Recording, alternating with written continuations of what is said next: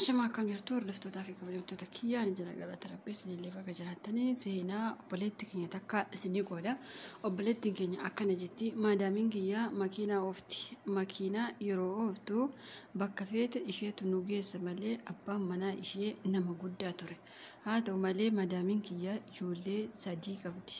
Dhiira 1 fi durba 2. Yeroo hundumaa mana hin bultu. Eessa akka bultu beekuu baannus yeroo hedduu mana bultu. Ji'a keessatti takka yoo mana bultee hin tolte. Osuma kanaan jirru guyyaa tokko namoonni adda addaa mana keenya ufuu eegalan. Mana keenya yeroo isiniin jedhu manuma ishee jechuu kiyya.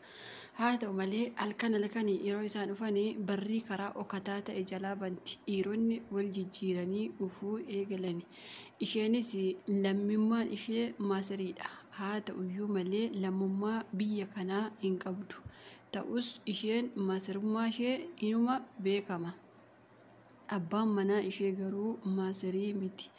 Haa ta'u malee osuma kanaan jiru guyyaa tokko ofitti na waamtee waan ani hojjedhu ati beektaa jettee na gaafatte. Anis duruma yeroo isheen mana bulleeyyuu nan shakka. Sababiinsaa uffata isheen fudhattee baatu uffata hirribaa kan ta'e qofaadha. Halkan fudhattee deemti, ganama lafa barii ufti. Jaarsi ishee abbaan manaa ishee jechuu kiyya xiqqoma umriin isheerra jiraatus bakka isheen bultu na gaafata. Eessa deemte? Akkam taate? Eessa jirti? jedhees yoo inni na gaafatu anis ishee sodaadheen anoo hin beeku hin agarre kana bichaa deebisa. Osuma kanaan jirru isheenis na gaafatte shakkitee innis na gaafata yeroo an deemu jette. Isheenis eeyyeen si gaafata yeroo baay'ee waan jedhee deebisu hin beeku jedhee isheef deebise. Isheenis qarshii guddaa akka naaf kennituu fi bakka ani deemu hundaa akka hin dubbanne natti himte. Guyyaa hundumaa dhiira waan fidduu fi anis akka hin dubbannes akeekkachiisa natti laatte. Dhiira mana kana ufuu anaaf ishee qofaatu beeka. Dhugaa dubbachuu fi ijoolleen isheellee waan takka waan beekan hin qaban. Dhiirri karaa biraa yoo seene karaa biraa bahee gala waan ta'eef kana hundaa namni beeku ana qofaadha. Bakka isaan ciisanitti yookaas jiranitti nyaata adda addaa namni fiduu fi ana. Isheenis akkuma abbaa manaa isheetti manatti fidatti. Abbaa manaa ishee waliin nagaa waliin laattu. Ji'a tokkoffaa wal oodu. Isaa olis wal oodu. Sababa kanaaf kan ta'e inni eenyu akka mana buluu fi eenyu akka mana bulles waan beeku tokkollee hin qabu. Inni ganama bahaa galgaluma deebi'ee gala. Yoo galus nyaatuma ofii nyaatee darbee rafa. Guyyaa tokko osuma kanaan jirru isheenis qarshii guddaa naan jette sana naaf laatte. Anis qarshii sana fudhee gara biyya kootti ergadhe.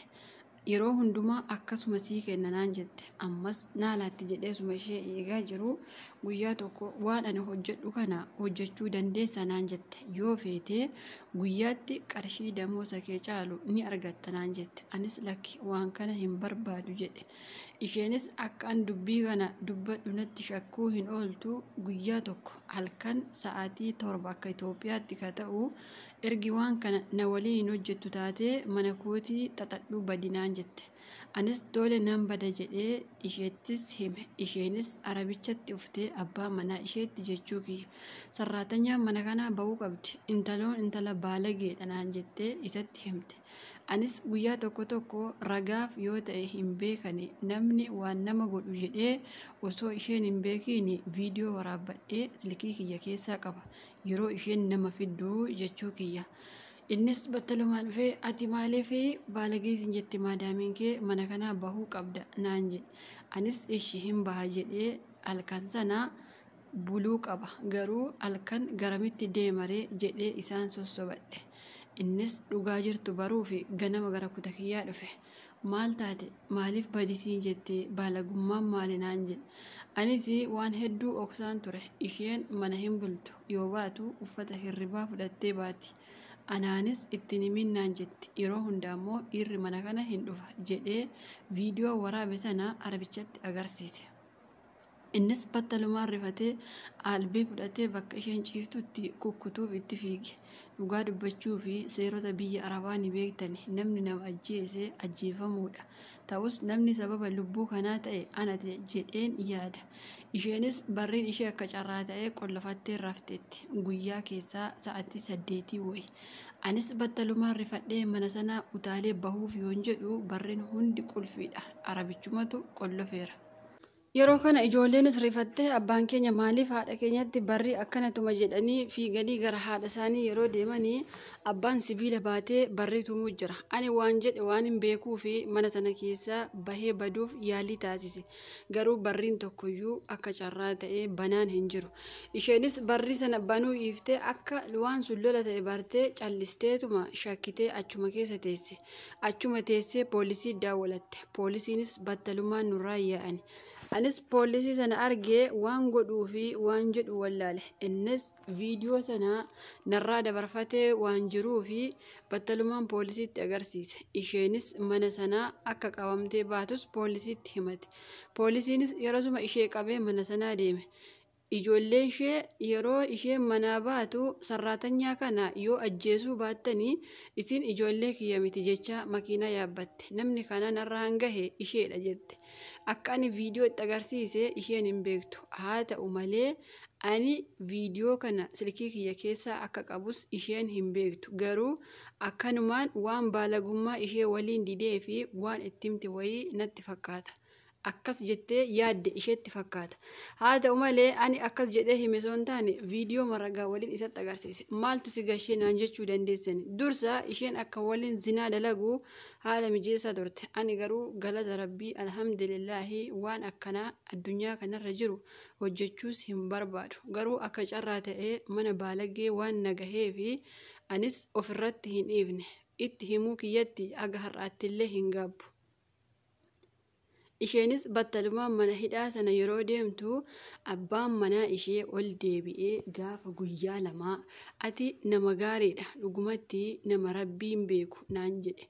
Ijoolleenis baay'een isaanii na ajjeesuuf haala mijeeffatanis battalumaan mana sanaa baasee mana akkoo isaaniitti gashe. Amma anaa fi arabicha bichaatu walitti hafe.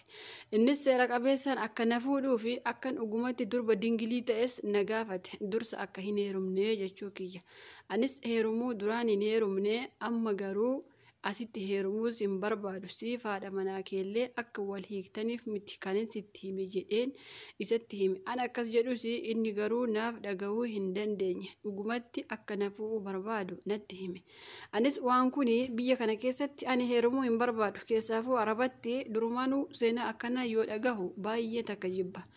Innis ergi akkas ta'e natti heerumtu ergi ta'e dirqamaan si gudeeduu qaba naan jedhee halkan tokko bakka ani rafutti dhufee dhugumatti dirqamaan na gudeede. Anis guyyaa sana salphina koo qabadhee callisee waan godhu wallaale. Haa ta'u malee halkan sana oddoo bule akka ta'e beekuu baadhus ganama yeroo lafti bari'u innis na sossobee qarshii guddaa naaf kennee dhugumatti akka ani isatti heerumu na gaafate. Yoo seenaa kiyya dhageessanii beektu yoo ta'e maadaamiin kiyya sinaabashee yookaan tiiktookii ishee irratti shaqaalaa yookaan sarraatanyaan abbaa manaa narraa fudhatte kan jedhu maxxansitee turte. Anis waan godhu wallaalee kanaa booda akka itti heerumu murteesse. Dhugumattis itti heerumee ijoollee lama isarraa godhe. Ilma tokkoo fi durba tokko. Yeroo ijoollee kana godhus nikaa godhee malee nikaa malee miti. Maatiin kiyyas beeku. Namoota hundumaa beeksisnee nikaa godhannee waliin jiraachuu eegalle. Innis haadha manaa isaarraa battalumaan nikaa buusee ture. Haa ta'u malee maatiin ishee fi maatiin isaa walitti iyyoo turani. Yeroo isiniin jedhu ilmaanuma yookaan zarii takkaa isiniin jechuu kiyya. Haa ta'u malee wanti kun umarratti akka anaan lubbuu kiyyatti deemu duubaan dhagahuun jalqabe. Maatiin ishee dhugumatti akka na ajjeesuuf summii qopheessanis namni duubaan natti himuu eegale. Innis osuma kanaan jirru asii fi haadha manaa kiyyaa fi anasiitu adda baase malee ani duraan baay'ee ishee jaaladha. Anti khadaamaa wasakhaa shaqaalaa wasakha naan jechuu eegale.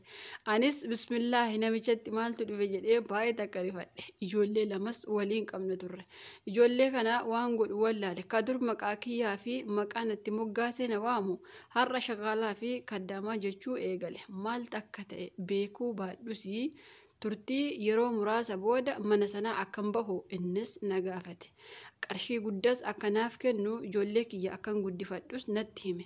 Anis waan godhu wallaalee mana sanaa bahee mana wayii kireeffadhee birrii inni naaf kenne waan ta'eef ijoollee kiyya guddifachuu itti fufe. Ammallee ijoollee kiyya galata Rabbii guddifachuumatti jira. Garuu hojii tokko deemee hojjetachuu hin danda'u. Amma inni yeroo tokko naaf daawwala. Qarshiis naaf kenna. Haadha manaa kiyya ka jalqabaa waliin walitti deebi'ee jira. Yookaas kabiraas fuudhuufan jira. Kanaaf lammaffaa waa'ee natti deebi'uu nan gaafatin naan jedha. Anis maal godhee isa gaafa silaas isa gaafachuu hin danda'u araba waan ta'eef na ajjeesuyyuu danda'a. Yookaas qoshaashatti yoo na darbe maal godha jedhee ijoollee kiyya guddifachuuf murteesse. Haa ta'u malee guyyaa tokko na daawwalee mucaa ishee durbaa akka ani kennuufi na gaafate. Anis mucaa kana siif kenna garuu gara biyyaa fudhee galeeni achii booddee immoo siif deebisa jedhe. Kunis tooftaa kiyya. Mucaa kiyya fudhadhee galuuf malee isaaf kennuuf miti. Innis na didee waraqaa ersummaaf niitummaa waan qabnuufi mana seeraa na dhaabee ijoollee kiyya lamaanuu akka narraa fudhatu natti hime. Anis ijoollee lamaan akka hin kennine isatti himus seerri dhugumatti akkan kennuufi isa deeggare. Maaliifi seera biyya isaanii maal akka ta'e beekuu baadhus ijoollee lamaan akka inni fudhatu yookaas immoo haga jabaatan bichaatti akka ani guddisu natti himani. Anis ijoollee kana keessa tokko akka argadhu isaanitti hime. Innis mucaa ilmaa fudhatee mucaa durbaa ani fudhe. Mucaa ilmaa isaa narraa fudhatee jira. Amma mucaa durbaa waliin jira. Ani amma karaa bahaaraas ta'e karaa galu beekuu baadhus mucaa kiyya fudhadhee gala. Inni ammallee mucaa sana naaf kenni jechuu jira. Isin mee maannaan jettu mucaa kiyya kana fudhee galamoo kenneefii galaa jetti obboleettiin keenya. Seenaan ishee eessaa akka ka'e eessaa akka dhaabbate agartanii jirtanii. Yeroo jalqabaa waa'ee haati manaa zinaa dalagduutti wanti kun waan dhufe yeroo tokko wanti akkasiin nama mudata. Maadaamiin baalageen hin jirti dhugumatti. Ani amma seenaa mucayyoo kanaaf agayee otoo hin taane mucayyoon tokko fira kiyyaa Dubaayii turte. Achii hojjechaa turte guyyaa tokko maannaan jettinitti fakkaate mana dura hojjettuuti baddee achi baddee mana biraa galte. Akkana naan jette uffata halkaniifaa uffattee fudhattee baatii ala bultee galtii hoteelli jiramoo biyya kana keessa akkuma biyya keenyaati moo itti guyyaa tokko waggaa 3 olii haasoo waliin haasofneetuma kofallee caljennee dhugumatti waan kun hin jira jechuudha biyya arabaa keessa. Seenaa kanaan waan lammaffaa agahuu kiyya.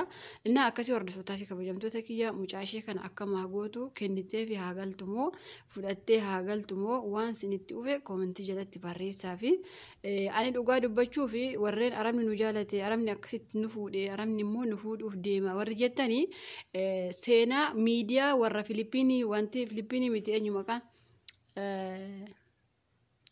warra Masrii kana miti warri bakka xeengadda mucayyoon tokko duute eessa biyyi isaanii isaan biyya isaaniitti sana Beirut warri Beirut kana mee miidiyaa isaanii jala seenaa aggeeffadha.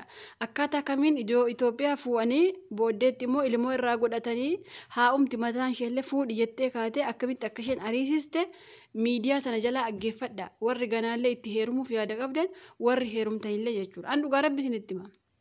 Maaliif waan sin jaalate tokko isinitti fakkaachuu danda'a. Indee arabni akkamitti na jaalate nama gaggabuufaa jira beeki. Akkamitti na jaalate indee an bifti kiyya gurraatti inni bifti isaa diima. Waan malteef na jaalate waan akkasa dhiira barra dhiirri saree dhiisuu isiniin jedhu baay'ee isinitti hima. Dhiirri reeffayyuu hin dhiisu bakka an dhugaa rabbi isinitti hima. Yoo nattaara tanatti haaraa malee dhiira yoo irraa of eegde malee reeffayyuu dhiisu inni kun duutetti jedhee hin dhiisuu jechuudha. Bifa kee gurraatti ati bifa keetiin of ilaaliin kanaaf ijoolleen keenya baay'een arabni akkamitti na jaalate arabni akkamitti na fuudhuu danda'e waan ammaal ta'eef jettanii araba faana seeqatiina. Haadha manaa isaa wallale haati manaa isaa duute feetu luka dhaabde feetu waan fedhe taate bakka isaan dhaabbatina. Dhugaa rabbitiin hin jira.